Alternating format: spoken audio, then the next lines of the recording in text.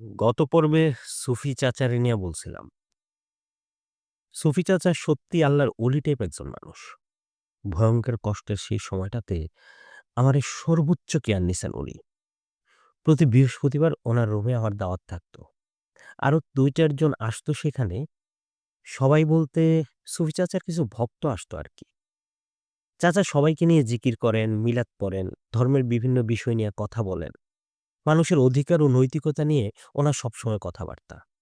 এরপর রাতের খাবার খাইয়া ওখান থেকে বিদায় হইতাম। মাঝে, মাঝে উনার সাথে থাইকা যাইতাম। উনি এক রুম নিয়ে একা থাকতেন। তাই সমস্যা হইত না। তো উনার ওখানে থাকলে ফজরের সময় বাধ্যতামূলক উইঠা নামাজ পড়তে হইত। তারপরও উনি কিছু আমল দিয়ে দিতেন সবসময় করার জন্য। আমিও উনার আমল নিয়মিত করতাম। কিছুদিনের মধ্যে আমি আমার মধ্যে এক ধরনের পরিবর্তন লক্ষ্য করলাম। আমার ভিতরের যে ডিপ্রেশন ছিল সেটা যেন কইমা যেতে লাগলো। উপকার পাইয়া আমি আরো বেশি, বেশি আমলে মনোযোগ হইলাম। এমন কইরা স্বাভাবিকভাবেই কিছুদিন কাইটা গেল। এরপর হঠাৎ করে আমার ভাগ্যের চাকা যেন ঘুরতে শুরু করল। ওই সময়টা ছিল ডিসেম্বর মাস। একদিন আমার বস ডাক দিয়া কইল, "কাওয়ান, আমাদের পাম গাছের চারা রোপণের জন্য কিছু ডে লেবার লাগবে ২ মাসের জন্য। তুমি কি কিছু শ্রমিক ব্যবস্থা করে দিতে পারো? আমি তোমাকে ১০ রিঙ্গিত করে প্রতি ঘন্টায় দিব। তুমি যা দিয়ে আনতে পারো।" মানে কাওয়ান মানে হচ্ছে বন্ধু।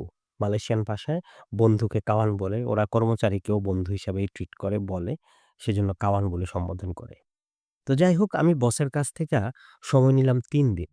আমার ভিতর লৌহ কাজ করতেছে হালকা, হালকা। আবার একটু টেনশনও আছে। টেনশনের কারণ এই যে আমি এই বাগানের বাইরে তেমন কিছু চিনি না। কুয়ালালামপুর শহরে যাই নাইও তেমন কোনোদিন। মনে হয় ১ বার না ২ বার গেছি এ পর্যন্ত। কোনো বাঙালির সাথে পরিচয় নাই। কি করমু ভাইবা পাইতাছি না। হঠাৎ করে সুফি চাচার কথা মনে হইল। এরপরে সুফি চাচারে কল দিয়ে ঘটনাটা বললাম। সুফি চাচা কইল যে, "কাজের পরে সন্ধ্যায় দোকানে আইসো, দোকানে কথা হইবনে।" আমার তো আর তর্স হয় না। আমি সন্ধ্যা না হইতে না হইতেই দোকানে চইলা গেলাম। সুফি চাচা আমারে কয়েকটা ফোন নাম্বার দিল। সবার সাথে চাচার নাকি কথা হইছে। কাজাং, বাতুকেব, নিলাই, কেলান বিভিন্ন জায়গায় উনার যত বন্ধু-বান্ধব আছে, বহু বছর ধইরা উনার অনেকের সাথে কথা হইছে। অনেক বাঙালির সাথে তো উনার পরিচয়। তো পরে সুফি চাচার অনুরোধে ওই লোকগুলো বিভিন্ন জায়গা থেকে প্রত্যেককে ৪-৫ জন করে শ্রমিক দিছিল। এদের মধ্যে বেশিরভাগই কসং। কসং মানে যাদের লিগ্যাল বৈধতা নাই। হ্যাঁ? ওদের পাসপোর্ট নাই। পাসপোর্টের মেয়াদ শেষ থাকলেও। তো এরপরে কোম্পানি থেকা অনেকে দূরে চইলা গেছে। কাগজপত্র লইয়া কোম্পানি বেতন দেয় না ঠিকমতো এই সমস্ত কাজে। তো সব মিলিয়ে অনেকে দূরে আছে। এই ধরনের কিছু লোক উনি ব্যবস্থা করে দিলেন। তো এ কারণে তাদের বেতনও কিন্তু কম ছিল। অনেক কম। যাই হোক, যে নির্দিষ্ট সময় দিছে আমারে ওই নির্দিষ্ট সময়ের আগেই আমি তাদেরকে সবারে রেডি করে ফেলছি। এর পরদিনই আছিল রবিবার। সেদিন সকলকে কোতরায়া বাংলা মার্কেটে আইতে কইলাম কুয়ালালামপুরে। আমি গেলাম একা। আমি তাদের সবার সাথে হাত মিলাইছি, বুক মিলাইছি, একলগে বইয়া ভাত খাইলাম। ভাত খাইয়া এরপর সবারে লইয়া বাগানে ফিরে আইলাম। একটা টেম্পোরারি শেল্টার ছিল। ওটার ভিতরে কোনো লোকজন থাকতো না। হ্যাঁ? ওই শেল্টারের মধ্যে আ ওই লোকগুলারে থাকতে দিলাম। পরদিন সকাল থেকেই শুরু হয়ে গেছে কাজ। আমার পরিশ্রম অনেকটা কইমা গেছে। আমি এখন শুধু তাদেরকে দেখভাল করি, হ্যাঁ? তাদেরকে মনিটরিং করি তারা কিরকম কাজ করে। পাশাপাশি বসের যে কাজ, সেই কাজের বাইরে আরো আশেপাশের বাগান থেকে অর্ডার আসলো কিছু লোক দেওয়ার জন্য। আমি আরো যোগাযোগ করে আরো কিছু লোক আনলাম। যাদেরকে আনছি তাদেরও পরিচিত ১-২ জন করে। আনতে, আনতে মোটামুটি ২০০ ওয়ার্কার কাজে লাগাই দিলাম আমার বসের এখানে এবং পাশাপাশি আরো আশেপাশে সব বাগানের মধ্যে। তো চমৎকার বিজনেস হচ্ছে। আমার কাজ শুধু বিভিন্ন বাগানে ঘুরা, তাদের তদারকি করা, তারা ঠিকভাবে কাজ করে কিনা। এরপরে যে বিলটা হয়, সেই বিলটা গিয়ে সপ্তাহে, সপ্তাহে নিয়ে আসা এবং তাদেরটা তাদেরকে দিয়ে দেয়া। হুম? তো আমাদের অনেক দিক দিয়ে খরচ আমরা কমাইতে চেষ্টা করছিলাম। একসাথে অনেক লোকের রান্না হয়তো এরকম ২০০ লোকের জন্য প্রায় আমরা মনে হয় ২ টা সেন্টার করছিলাম। ২ টা সেন্টারের মধ্যে একেকটা সেন্টারে ১০০ লোকের করে রান্না হইতো। তো আমি একসাথে যাইয়া সব আ বাজার-টাজার করে নিয়ে আসতাম সপ্তাহে ১ দিন, ১ সপ্তাহের বাজার। রাইখা-টাইখা মাছ, মাংস হাবি-জাবি যা, যা লাগে সবকিছু নিয়ে আসতাম। এরপরে বাবুর্চি ছিল, বাবুর্চি রান্না করত। হ্যাঁ? তো এটা ছিল ওয়ার্কারদের জন্য একটা চরম পাওয়া। কিরকম পাওয়া? বিদেশের বাড়িতে এই ১২ ঘন্টা ডিউটি করার পরে রান্না করার জন্য আর এনার্জি দেয় না। তারপরেও রান্না করতে হয়। যদি কেউ রান্নাটা করে দেয় এটা স্বর্গীয় একটা অনুভূতির মতো লাগে। তো আমাদের যে ওয়ার্কাররা ছিল বিভিন্ন বাগানে যাইতো, কাজ করত কেউ। এর মধ্যে আমাদের মোটরসাইকেলের দিকে ছিল ২-৪ জনের। ওরা এগুলো ইউজ করত। করে যাইতো। পার্মানেন্ট যারা ছিল তারাও। এভাবে আসলে চমৎকার সুন্দর একটা পরিবেশে ওরাও কাজ করতেছিল। আমারও এখানে ভালো ইনকাম হইতেছিল। আবার রান্না থেকে সাশ্রয় হইতাছে, ইনকাম বাইরা যাইতাছে। হুম? তো এই যে সপ্তাহে মাঝে আমি বিভিন্ন খরচ আনতে যাইতাম, এটার সাথে ওয়ার্কারদের জন্য প্রায় সময়ই কোনো না কোনো গিফট নিয়ে আসতাম আমি। কোনোদিন জায়নামাজ, হ্যাঁ? কোনোদিন হয়তো একটা কম্বল, একটা চার্জার লাইট এরকম প্রতি সপ্তাহে কিছু না কিছু নিয়ে আসতাম। হ্যাঁ? যারা কাজ করতো তারা খুব খুশি হইতো, হ্যাঁ? টাকা তো বেশি যাইত না, কিন্তু খুশি হইতো। যাই কিনতাম ২০০ পিস কিনতাম। এজন্য কোতরাইয়াতে যে বাংলা দোকানদার মুস্তাফিজ ভাই, হ্যাঁ? উনার সাথে আমার চমৎকার একটা সম্পর্ক হয়ে গেল। আমি হয়ে গেলাম উনার ভিআইপি কাস্টমার। হ্যাঁ, এর মধ্যে অনেক ব্যবসায়ীর সাথে পরিচয় হইলো। হুম? আমার চেহারা সুরতেও একটু পরিবর্তন আইলো। তো যাই হোক এর মধ্যে কথা হইছে ২ মাসের জন্য আনা হইলেও এরা ২ মাসের বেশি সময় প্রায় ৫-৬ মাস হয়ে গেছে। হ্যাঁ, কাজ করতেছে এই বাগানে না হয় ওই বাগানে। বিভিন্ন বাগানে কাজ থাকে। আশেপাশের বাগানের মালিকরা, ম্যানেজাররা জেনে গেছে যে আমি ওয়ার্কার সাপ্লাই দেই। ওরাও আমাকে ফোন দিয়ে বিভিন্ন সময় ওয়ার্কার নিত। হুম? এরপরে টাকা-পয়সা ইনকাম হইতেছে। গাড়ি নিয়ে নিলাম একটা। ড্রাইভিং শিখা নিলাম। গাড়ি নিজেই চালানো শুরু করলাম। এরপরে অর্ডার আসতে থাকলো চারা গাছের। হ্যাঁ? অনেক বাগান মালিক নিজে চারা গাছ উৎপাদন করে না, কিনে অনেক জায়গা থেকে। তা আমি এগুলো সাপ্লাই দেওয়া শুরু করলাম। প্রতি চারা গাছে ৫০ পয়সা লাভ, কখনো ৪ আনা লাভ, ২৫ পয়সা লাভ। এরকম বিভিন্ন রেটে লাভ হইতে থাকলো। দারুণ! হাজার লাখ চারা। হ্যাঁ? কোনো কাজ নাই, অর্ডার নিয়ে জাস্ট এগুলো ট্রাক্টরে করে দিয়ে আসা। আমি হয়তো ১-২ জন ওয়ার্কার নেই আমার সঙ্গে। হ্যাঁ? নিয়ে ওরা আমার সাথে কাজ করে, এই আরকি। আর আব এরপরে এই চারা দিয়ে শুরু হইয়া এমন একটা পরিস্থিতি শুরু হইলো যে যত আ বাগান আছে, ওই বাগানের যা লাগে, হ্যাঁ? যা লাগে A to Z বদনাটা থেকে শুরু করে লুঙ্গি, গামছা থেকে শুরু করে যা লাগে, হ্যাঁ? সব আমার কাছ থেকে নেওয়া শুরু করলো। আমি সাপ্লাই দেওয়া শুরু করলাম তাদের ওখানে, হ্যাঁ? অর্ডার দিয়ে দেয়। অর্ডার দেওয়ার পরে এগুলো আমি নেয়া যাই আরকি। হুম?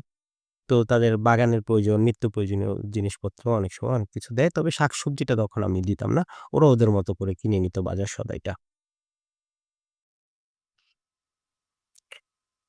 একটা কাভার্ড ভ্যান ছিল, সেই কাভার্ড ভ্যানে করে আমি মালামাল আ নিয়ে যাইতাম আরকি। এরপরে ধীরে যাই হোক ওয়ার্কারদের কাজ শেষ হয়ে আসলো ৫-৬ মাস পরে। ওদেরকে বিদায় দিতে হবে। সবাই আমারে জড়ায়ে ধরে তো কান্নাকাটি। হ্যাঁ? তারপরে কথা দিল, "ভাই যেকোনো প্রয়োজনে যেকোনো সময় যদি আপনার আমাদেরকে লাগে আপনি জানাবেন। আমরা চলে আসবো ভাই। আপনার সঙ্গে কাজ করে অনেক আনন্দ পাইছি।" তো ওরা চলে যাওয়ার পর আমার মানে বেশিরভাগ ইনকামই বন্ধ হয়ে গেল। হ্যাঁ? অন্যান্য ইনকামগুলো চলতেছে। সাপ্লাই-টাপ্লাই করে হেন-তেন। কিন্তু ইনকাম বন্ধ হয়ে গেলে অনেকটা আমি একটু দুশ্চিন্তায় পড়ে গেলাম। কি করা যায়? দুশ্চিন্তায় পড়লে আমি দৌড় দেই সুফি চাচার কাছে। তো চাচা পরামর্শ দিল যে, "তুমি এক কাজ করো, ২ টা ট্রাক কিনো। হুম? ভ্রাম্যমান দোকান করো তুমি মোবাইল শপ। হ্যাঁ? এটাতে কি হবে? তুমি বিভিন্ন পণ্য নিয়ে অ বিভিন্ন স্পটে দাঁড়াতে পারবা নির্দিষ্ট সময়ে। এটা দারুণ এবং যেহেতু তুমি পাইকারি মাল কিনে অভ্যস্ত, তুমি জানো এখন জাস্ট খুচরা দামে বিক্রি করাটা। তোমার তো ওয়ার্কার আছেই পর্যাপ্ত।" চমৎকার আইডিয়া তো! এরপরে আমি কি করলাম? কিছু জমানো টাকা ছিল। ওই টাকা দিয়ে সেকেন্ড হ্যান্ড ২ টা ট্রাক নিয়ে নিলাম। ওইটারে সেটআপ-টেটআপ আগেও কিছুটা দেয়া ছিল। আমি কিছু পরিবর্তন করে নিলাম। করে নিয়ে সুফি চাচার দিক নির্দেশনা অনুযায়ী, হ্যাঁ? পাইকারি বাজার থেকে সবকিছু কিনলাম। সুফি চাচারে নিয়েই গেলাম একদিন। কিইন্যা বিজনেস শুরু করলাম আল্লাহ রাসূলের নাম লইয়া। সুফি চাচা হইল আমার ১ম কাস্টমার। তিনি একটা আতর কিনলেন নগদ টাকায়। আর সেই আতরের বরকতে আজকে আমি এই জায়গায়, যে জায়গায় আমার থাকার কথা না। যাই হোক আলহামদুলিল্লাহ আল্লাহ রাসূল দয়া করছেন। এরপর একটা ট্রাক নিয়ে আমি বের হইলাম এক বাগানের দিকে। আরেকটা ট্রাকে আরেকটা এডুকেটেড একটা পোলা ছিল। হ্যাঁ, একটু পড়াশোনা জানা মনে হয় ইন্টারমিডিয়েট পাস। তারে দিয়ে আরেকজন লেবার দিয়ে পাঠায় দিলাম আরেকদিকে। হ্যাঁ? ১ম দিনেই বাজিমাত।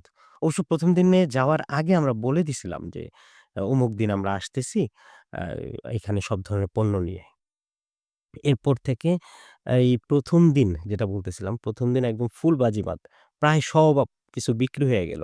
হ্যাঁ, একদম নগদ কাঁচা টাকা দেইখা আমার তো দারুণ একটা অনুভূতি। হ্যাঁ? তো যাই হোক তখন আবার দোকানে সিডি বিক্রি হইতো। সিডির জন্য ওরা অপেক্ষায় থাকতো। প্রচুর পরিমাণে বাংলা সিনেমা, বাংলা গান, হিন্দি সিনেমা, হিন্দি গান এটা সেটা। বিভিন্ন সোলো অ্যালবাম এগুলো বিক্রি হইতো কপিগুলো প্রচুর পরিমাণে। বাংলাদেশ থেকে হয়তো একটা করে কপি নিয়ে আসতো কেউ। এগুলো ওখানে গিয়ে আবার কপি করতো, আবার কেউ মেইন কপি নিয়ে আসতো। প্রচুর পরিমাণে সিডি বিক্রি হইতো। তো আমরাও কিছু সিডি বিক্রি করতাম। কিন্তু সুফি চাচা আমারে সাবধান কইরা দিছিল যে, "শোনো শান্ত তুমি যাই করো, তুমি এই অশ্লীল সিডি কোনদিন বেইচো না। তাইলে তোমার ব্যবসা থেকে আল্লাহর রহমত উইঠা যাবে।" আমি কোনদিন লোভ করি নাই। অশ্লীল সিডিতে প্রচুর লাভ। এরপরও আমি অশ্লীল সিডি কোনদিন বিক্রি করি নাই। একদম এটা নিষেধ ছিল। আলহামদুলিল্লাহ এমন করে আমি ৭ টি দোকানের মালিক হইলাম। ৭ টা ট্রাক আমার ওখানে হইল। ২১ জন লোক ৩ জন করে ২১ জন লোক ওখানে কাজ করে নিয়মিত। হ্যাঁ, পাশাপাশি সাপ্লায়ার এর বিজনেস তো আছেই। কয়েক মাস পর আবার শুরু হয় অস্থায়ী শ্রমিক নিয়োগ। এখন আর কষ্ট করতে হয় না। আগে সবারই কল করে জানাই দিলাম যে, "আপনারা চইলা আসেন।" সব পানির মতো সহজ আলহামদুলিল্লাহ। কেউ মিস করে না আমার এখানে কাজ করতে আসার জন্য। এরপর কাজ বাইরা গেছে। হ্যাঁ? এরপর একজন শিক্ষিত বিশ্বস্ত ম্যানেজার লাগবো। কি করা যায়? খোঁজ নিলাম মালয়েশিয়াতে এরকম কোনো পোলাপান আছে কিনা বিশ্বস্ত। খুঁজতেছি পাই না। এরপরে আমার এক দোস্ত তার সাথে কথা বললাম। সে বলল, "আমার এক ছোট ভাই আছে, সুব্রত। সে আমার সাথে চ্যারিটি ওয়ার্ক করে, ভলান্টিয়ার হিসেবে কাজ করে। সনাতন ধর্মের ছেলে। অমায়িক শান্ত একটা ছেলে। যেকোনো কাজের দায়িত্ব দিয়ে তুই চোখ বন্ধ করে থাকতে পারবি। সে কাজটা করে ফেলবে।" হ্যাঁ? পরে দেখলাম ঠিকই সুব্রত তাই করে। হ্যাঁ? ওরে কাজ দিলে ও সত্যিই আমার প্রত্যাশার চেয়ে ভালো কাজ করে। তো যাই হোক মেজবার সিলেকশন খারাপ ছিল না। এরপরে মেজবার কথায় আমি সুব্রতরে নিয়ে আসি। সব খরচ আমিই বহন করি। হ্যাঁ? যেহেতু সুব্রত ওই সময়ে টাকা দেওয়ার মতো অবস্থা ছিল না। একদম কর্পোরেট ভিসা করে, ম্যানেজার ভিসা করে ওরে নিয়ে আসি আমাদের কোম্পানির নামে। তো যাই হোক মেজবা রিকোয়েস্ট করছিল আমাকে এটা করার জন্য। মেজবার রিকোয়েস্টে আমি এটা করেছিলাম। তো সুব্রত মেজবার সাথে যে চ্যারিটি অর্গানাইজেশনে কাজ করত, এই বিষয়টা আমি তখন জানতাম। হ্যাঁ? সুব্রতর মন মানসিকতা অনেক ভালো ছিল। সুব্রতার কাজে মেজবা মুগ্ধ হয়েছিল। তো সুব্রত পরে আমারও মুগ্ধ করতে পারছে তার কাজ দিয়ে আরকি।